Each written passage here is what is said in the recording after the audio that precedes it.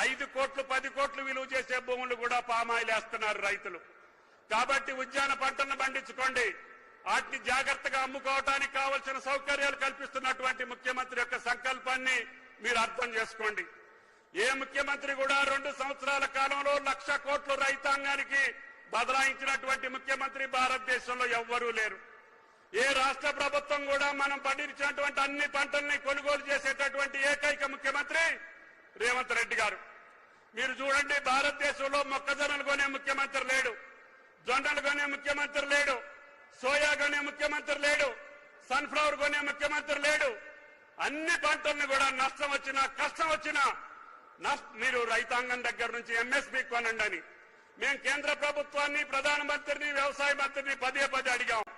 అయ్యా, మా రైతులు పండించే పంటని మీరు పెట్టినటువంటి ఎంఎస్పీ ధరకి మీరు తీసుకోండి, ఇంకేదైనా నష్టం వస్తే మేము భరాంచుతామని చెబితే వాళ్ళు ఒక్క మొక్కజొన్న బస్తా కొనలేదు, ఒక్క జొన్నల బస్తా కొనలేదు, మేము కొనమని చెప్పి కరాఖండిగా చెప్పారు.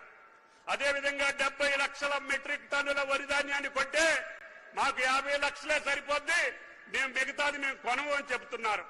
అందుకని ముఖ్యమంత్రి గారు రైతాంగానికి పంటల మార్పిడి విధానాన్ని మీద అవగాహన కల్పించి మన రైతు పండించినటువంటి ప్రతి పంటను కూడా రక్షించుకునేటటువంటి బాధ్యత, ఆయనకి ఆదాయం వచ్చేటటువంటి పంటల్ని భవిష్యత్తులో ప్రపంచ కేరంలో ఏదైతే డిమాండ్ ఉంటుందో ఆ డిమాండ్ ఉన్నటువంటి పంటల్ని మనం పండించుకొని మన రైతాంగాన్ని రక్షించుకోవాలనేది ఆయన కోరిక.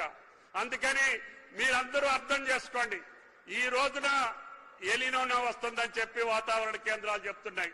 దానికి తగ్గట్టుగా రైతాంగం ప్రిపేర్ అయి ఉండాలి.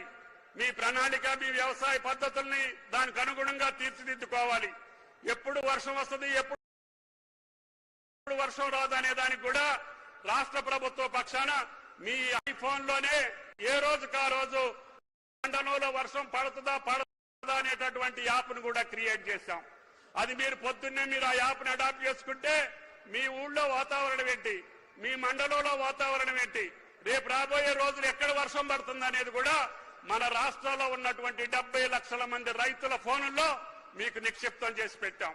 అంతేకాదు, యూరియాకి సంబంధించి గతంలో ఎప్పుడూ లేనటువంటి విధంగా మీరే స్లాట్ బుక్ చేసుకొని మీరే టైం ఫిక్స్ చేసుకొని భూమి ఉన్నటువంటి రైతులకే, అది గతంలో దొంగ మార్కెట్ ద్వారా, బ్లాక్ మార్కెట్ ద్వారా ఇండస్ట్రీస్ కి డైవర్షన్ అయిపోయి కేంద్రం మనం అడిగినంత ఎరువులు ఇవ్వకపోయినా కూడా మేము గత సంవత్సరం యాప్ ద్వారా ప్రతి రైతుకి ఎరువునిచ్చాం. ఇప్పుడు మీరు దాన్ని స్ట్రీమ్లైన్ చేసి పెట్టాం. ఎక్కడా కూడా దాంట్లో లోపాలు లేవు. మీరు ఇంట్లో ఉండి మీకు కావలసిన ప్యాక్స్ లో గాని ఎరువుల కొట్లో గాని మీరు కొడితే మీకు భూమి ఎంత ఉంది, ఆయన కొట్లో మందు కట్టలు ఎన్ని ఉన్నాయి అనేది మీ లెక్క వస్తుంది. దాని ప్రకారంగా మీరు బుక్ చేసుకోండి. ఏ ఒక్క రైతు కూడా క్యూలో నిలబడేటటువంటి అవసరం లేకుండా ఈనాడు మన మోడల్ని భారతదేశం మొత్తంగా మోడీ గారి ప్రభుత్వం కూడా అడాప్ట్ చేసుకుంటుంది. వాళ్ళు కూడా రేపటి నుంచి భారతదేశ వ్యాప్తంగా ఈ యొక్క ఎరువులకు సంబంధించినటువంటి యాప్ నాడు అప్లోడ్ చేసుకొని వాళ్ళు అప్లై చేసుకుంటున్నారు. కాబట్టి ఈ భారతదేశంలో ఏ పద్ధతిని కనుగొన్నా, ఏ ప్రణాళికను రూపొందించినా తెలంగాణ ప్రభుత్వం రేవంత్ రెడ్డి గారి నాయకత్వాన్ని చూసి ఈనాడు భారతదేశం ముందుకు పోతుంది. కాబట్టి రైతాంగానికి సంబంధించినటువంటి ఏ కార్యక్రమం అయినా తల తాకట్టు పెట్టైనా సరే మీ అవసరాలు తీర్చేటట్టుగా, మిమ్మల్ని ఆనందపరిచేటట్టుగా, మీరు వ్యవసాయంలో నిలదొక్కునేటట్టుగా ఈ రాష్ట్ర ప్రభుత్వం యొక్క ప్రణాళిక ఉంటుంది.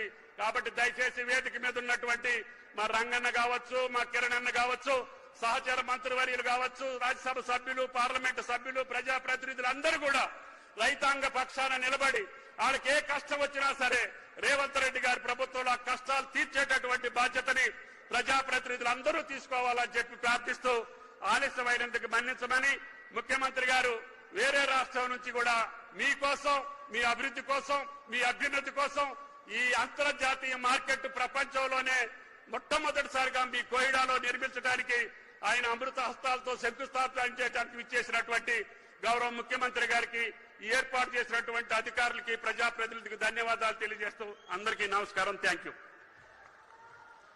You sir.